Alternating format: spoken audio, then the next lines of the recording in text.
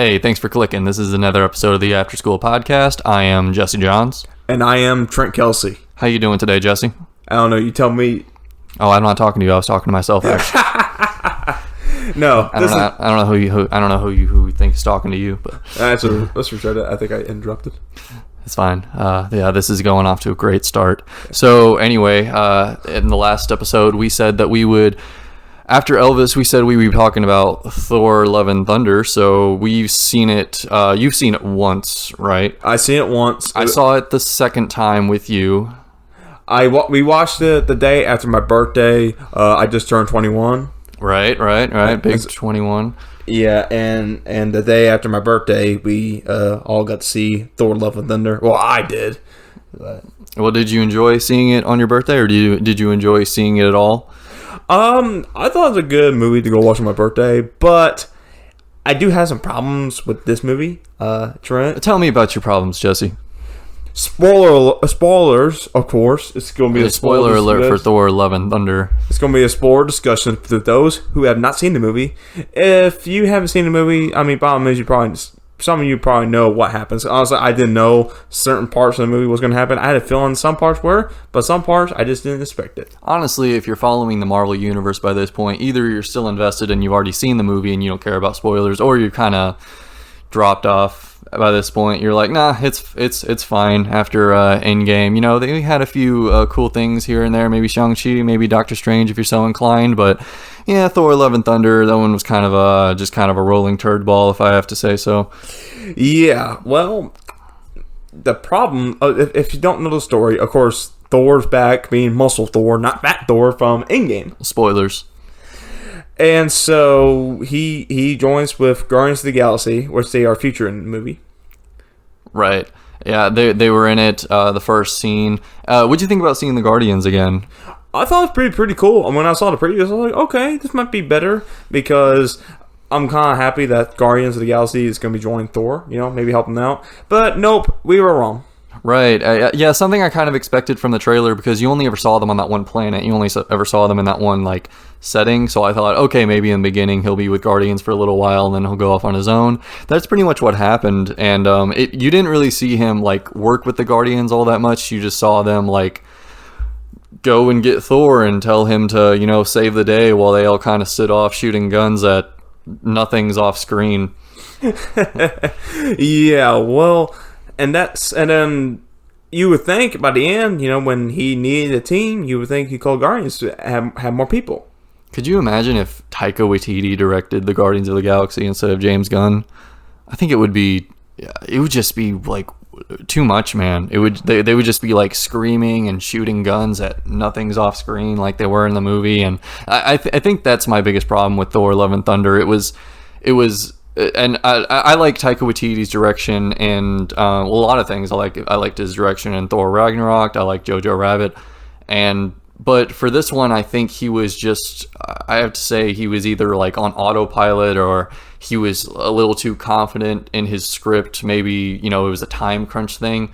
But I think this is a movie that really could have benefited from a couple more rewrites, or maybe just to different directions with where the characters could have gone, and maybe try to balance some serious emotion with the reliance on humor a little bit. I think that could have worked in its favor. But no, this movie, it didn't really feel like a movie that took itself seriously, and that's a shame, because the Marvel movies, they've always had their humorous elements, but they've always kind of found that middle ground with emotion and real drama and real powerful character moments and motivations. And this one, it just kind of seemed like a Thor filler episode or something like that, which is strange, because it used a lot of big concepts. You have Jane Foster returning as Thor, and like we said, the spoilers, she dies at the end, and it's supposed to be this big meaningful moment, but she hasn't even been around since the Thor: The Dark World, and it's just been so long since then, and they reintroduce her like she's been part of the Marvel Universe for so long, and I don't know, it just didn't really work for me. I mean, that's a good point, Trent. Earlier when you were saying we saw Jane Foster again, but I was hoping that we would see more of her as the Mighty Thor, because she's the Mighty Thor in this movie. But at the same time, like, I just didn't like the way they did to her character, because now Jane Foster has stage 4 cancer, and at the end, Thor needed her, but she needed to stay outside, and of course she came back. I was hoping maybe she can like redeem, maybe she don't have cancer anymore. And then until she was dying, because I know the villain in this movie, Christian Bale, many of you that know who played Batman in Dark Knight movies. He was playing the villain, but earlier in the movie he lost his daughter early on, and then he basically just wanted to take kids. It was just a wrong way to do for a villain in a Marvel movie, in my opinion. But the problem is with this, I thought maybe Christian Bale's character, because I don't remember his name, is very forgetful. Gore, the God Butcher. Okay, Gore. I was hoping Gore would be, maybe he'll just move on and be with his daughter, but nope. He just, I can't remember the voices now because it's been, like I said, the movie is kind of forgetful. There's so many new concepts introduced, and that's nothing new for the Marvel movies. But for this one, it just kind of seemed like you literally had a few scenes where like a character mentioned something and another character was like, "What's that?" And then a character next to them explained, "Oh, that's the thing with the blah blah blah." Like whenever they went to Zeus, right? They went to the planet of the gods, and they went to Zeus, and they said to him, "Hey, we got to stop this Gore, the God Butcher guy, because he's out to kill us, right?" Yeah. And he's like, "Oh, don't worry about that. Gore will never reach eternity." Well, at that point, characters in the movie and the audience are going, "What does he mean, reach eternity?" And Jane Foster literally leans over to Valkyrie and says that same exact thing, and Valkyrie's like, "Oh, eternity is the edge of the universe, where if you go there, you get one wish." Like, okay, this just kind of came out of nowhere. That's why I'm saying like a script like this could have used a little polishing. It could have you could have kept the humorous elements, and that's just going to be part of Taika Waititi's vision for Thor at this point. But you still need to have some like cohesive like storytelling. You know what I mean? After Endgame, for me, the MCU kind of went downhill for me. After I like Far From Home, right? That's what. No Way Home. That's the third Spider-Man movie. Okay, so Far From Home, No Way Home. I like No Way Home better to do it for Far From Home. But after Endgame, it was just kind of just there. If that makes sense, because I used to love the Marvel movies, the Marvel universe. But after that point, I feel like they just came up with ideas that is just nothing new. If that makes sense. Like, yes, we got the No Way Home from Spider-Man, and also we got the Multiverse of Madness with Doctor Strange. But they were trying to create some new ideas. And what I like about the Spider-Man, the new one, that brought back, Tobey Maguire and Andrew Garfield.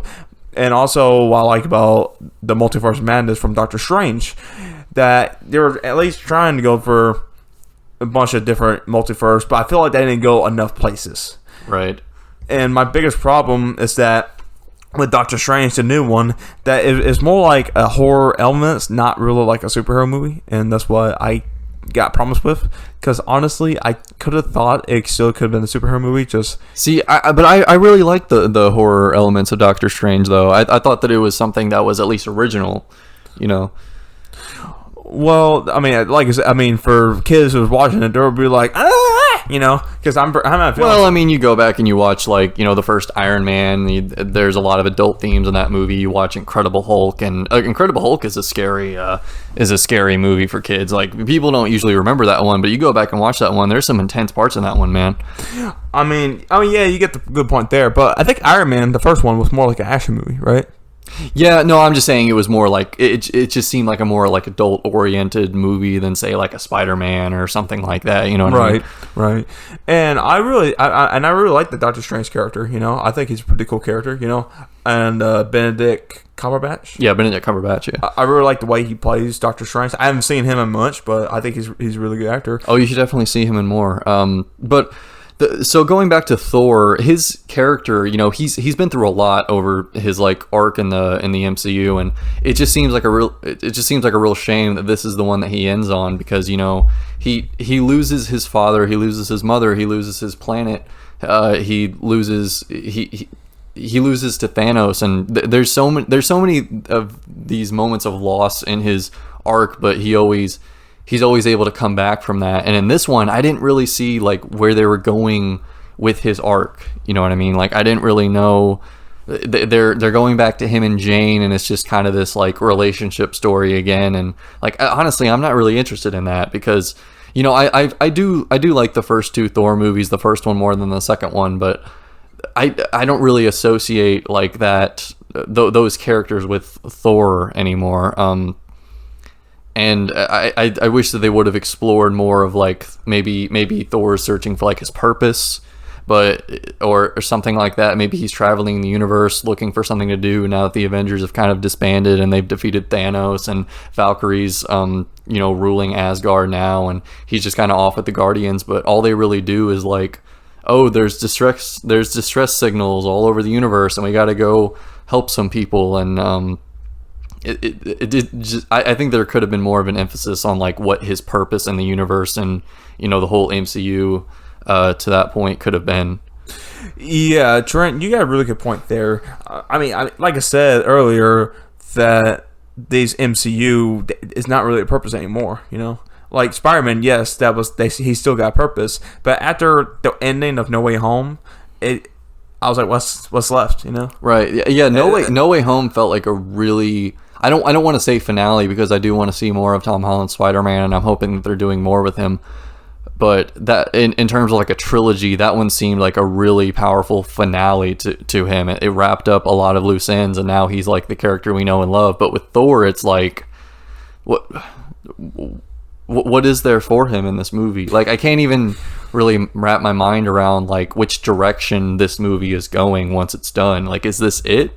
No, I don't think so, because in the end it shows him with Gore's daughter, a new character, and now he's kind of like the father figure to her, and they're fighting together. But if that's the end, that's just kind of a really awkward ending. Yeah, and you got a really good point there too, Trent.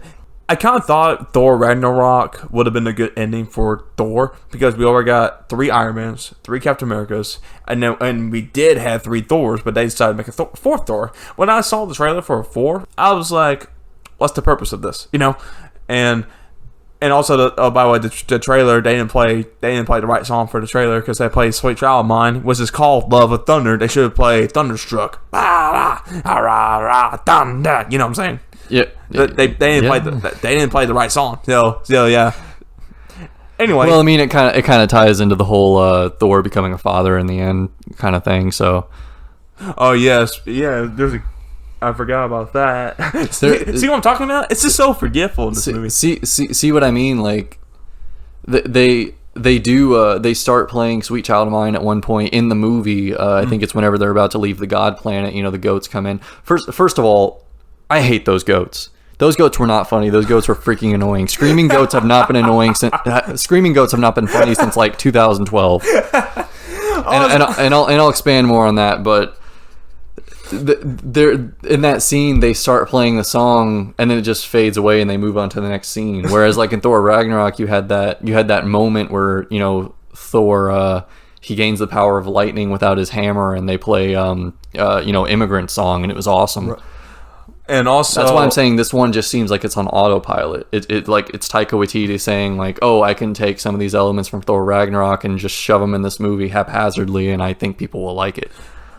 And also, since you remind me about the goats, the scream reminded me a lot from James Brown when he's just like, I feel good. That. Oh yeah. Well, did you see the videos of the screaming goats that were like on Vine and stuff like that?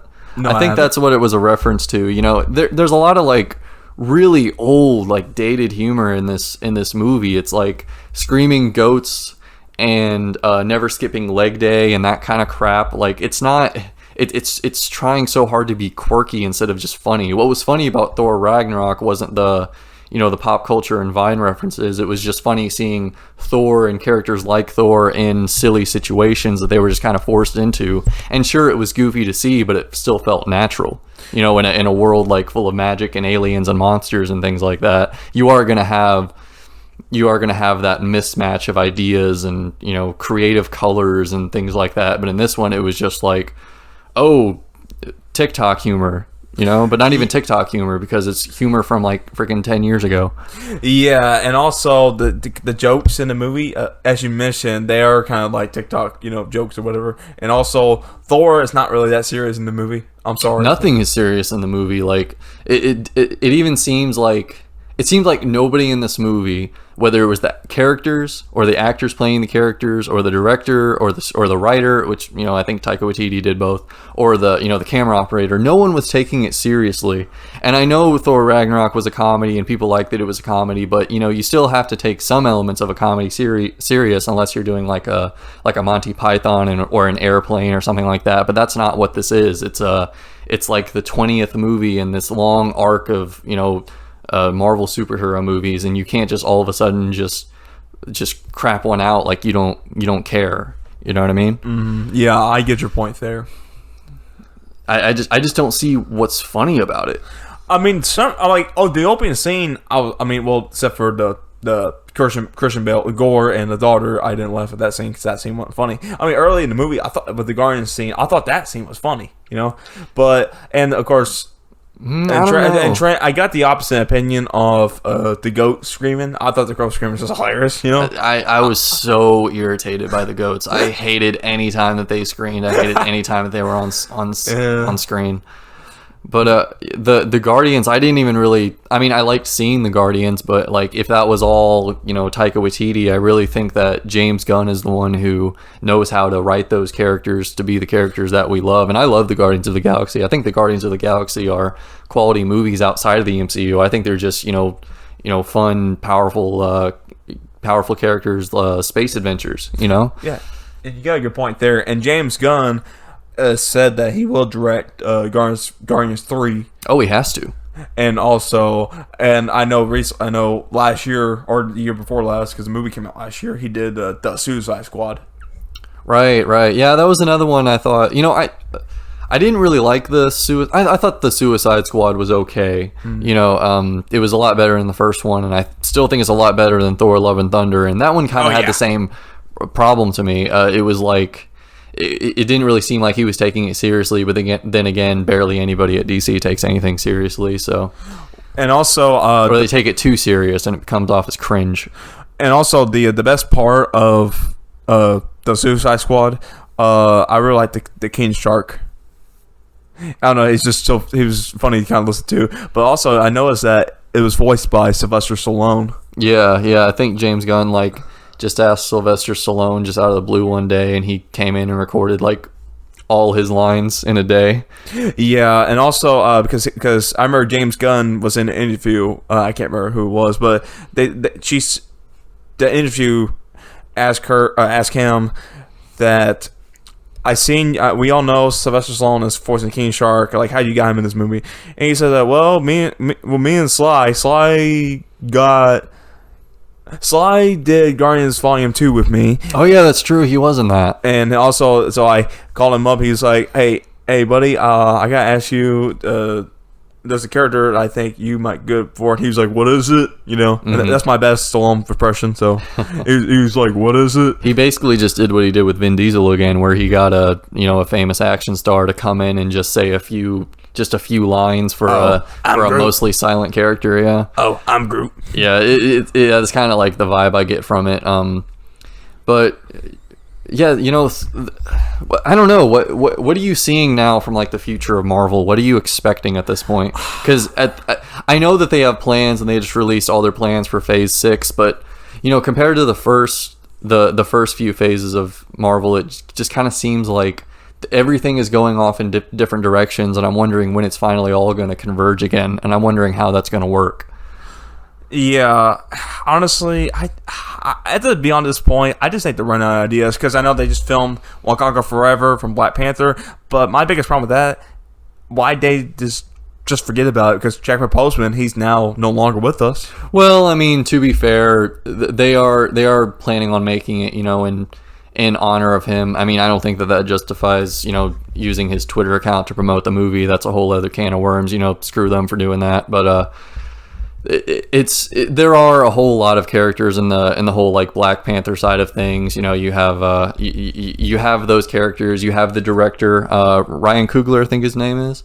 And you know, they're all excited to continue the story, and you know, I'm interested to see what they have. I heard rumors Doctor Doom might show up in Wakanda Forever, maybe in like a post-credit scene or something like that. It's just a rumor. Doctor Doom. Yeah, Doctor Doom. He's like the main villain of the Fantastic Four. You got me there, Trent, because honestly, I don't remember those Fantastic Four movies at all. I mean, I know what it is, but I remember watching them. Well, I mean, you wouldn't really get a good impression from him from the movies because they never really do Doctor Doom right. But you know, he's one of the biggest villains in the Marvel universe, and I think that he would be a great.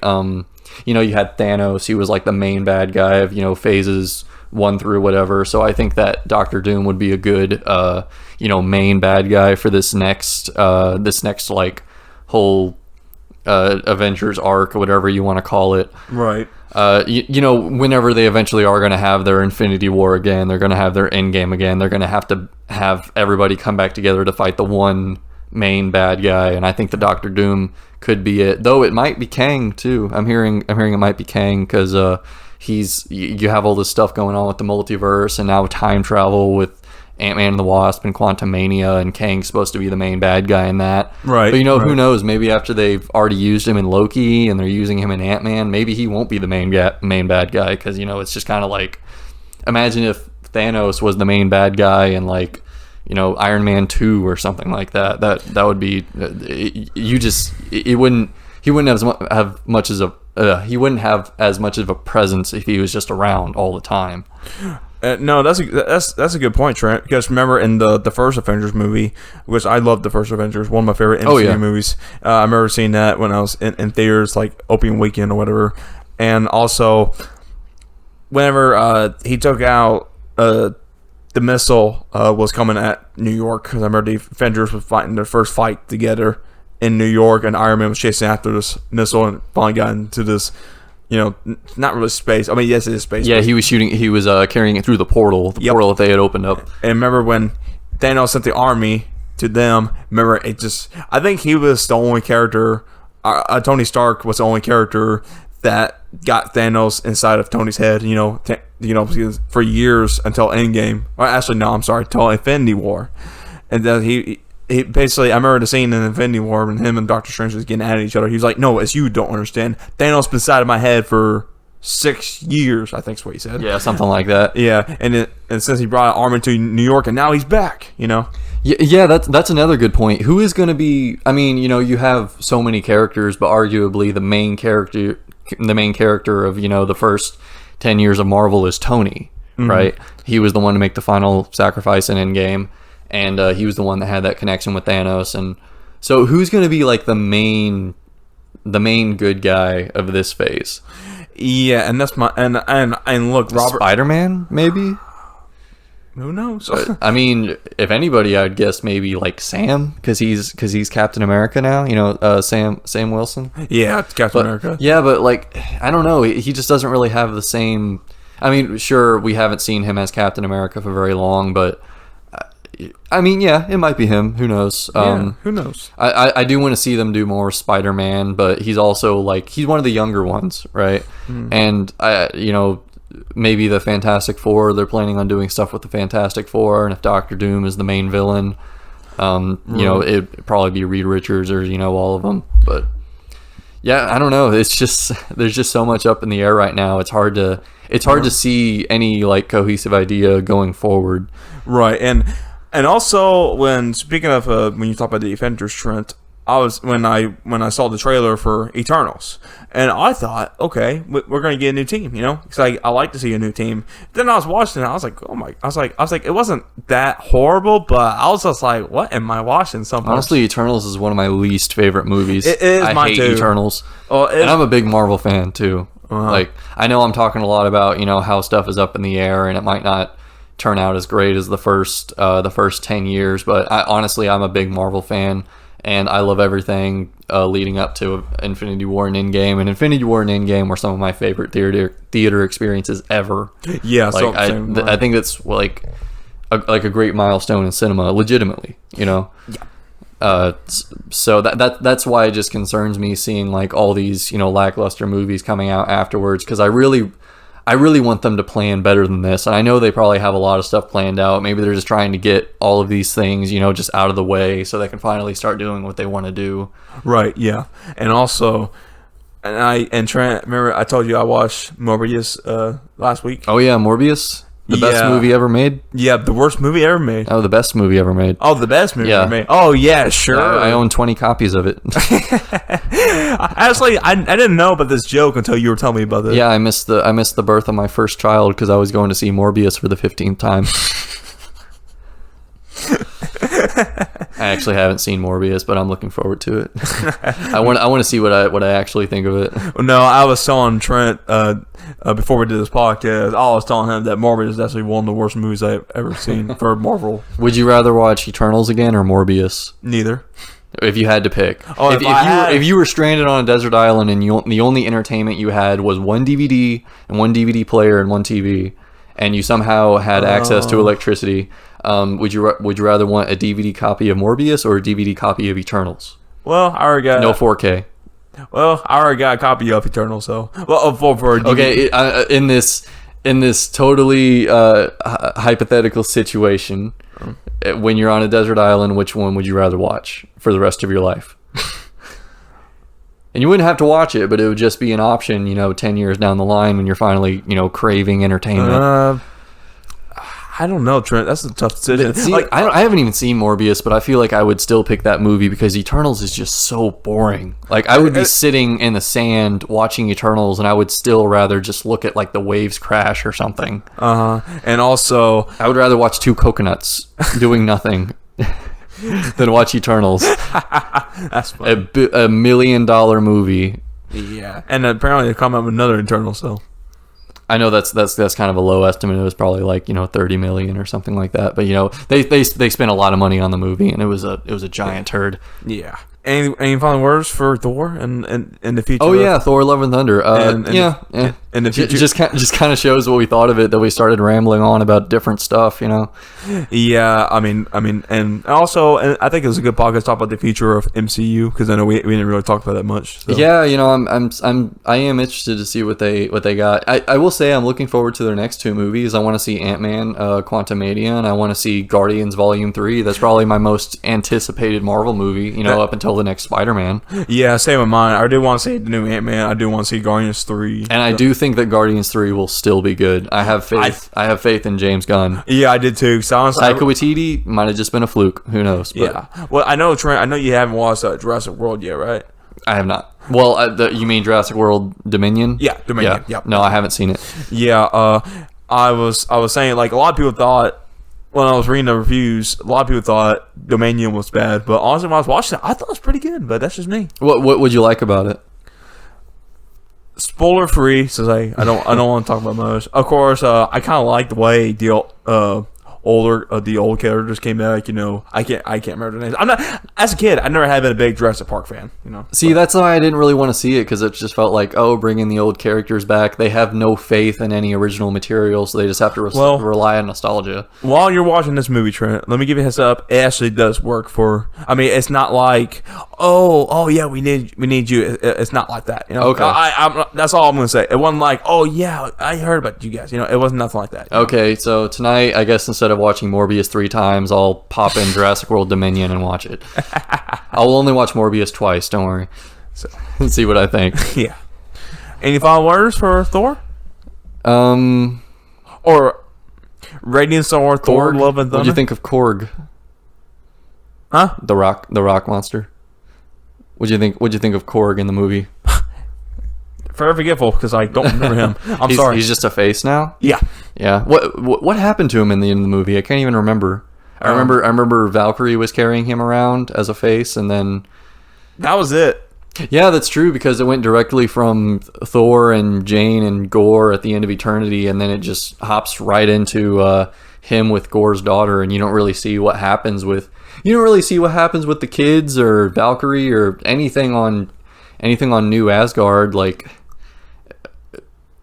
What was the point of this movie? Yeah, that's my final thoughts on Thor: Love and Thunder.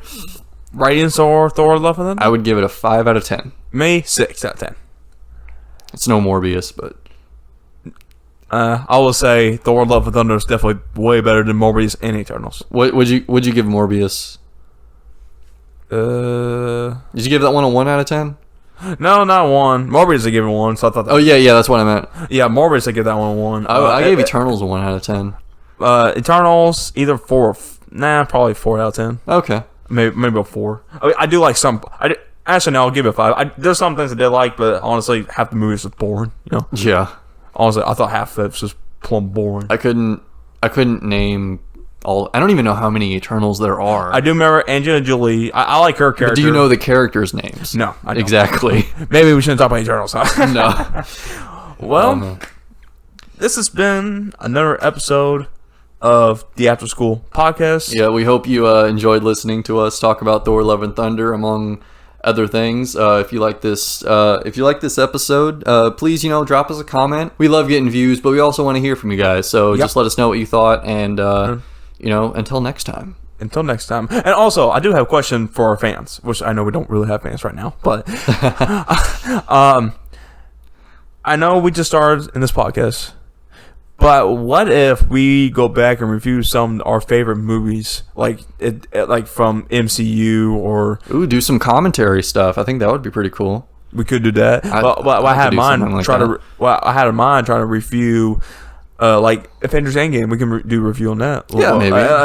That's what I'm talking about. Maybe we can go back and done the reviews that we haven't done. Maybe we could do some of like the more like forgotten Marvel movies, say like Thor, Thor: The Dark World, Iron Man 2, a lot of second ones. I actually like the second Iron Man. I don't know why. Oh yeah, I like second Iron Man too. I don't see why it gets a bad rap. Winter Soldier Civil War is really good, but I think Winter Soldier was received well, but people usually talk about Civil War more. But I really like Winter Soldier. Yeah, I mean I like Civil War. So yeah, I like them both. I'd probably like Civil War more, but and please and what do y'all think about us doing commentary or watching a movie during commentary or going back and review some maybe worst Marvel movies or the best Marvel movies or give it just A movies in general? And if you hate that idea, we'll probably do it anyway. Yeah, absolutely. High five, live studio. Yeah. Well, until next time. This is Trent Kelsey. Jesse Johns. And away we go. Goodbye.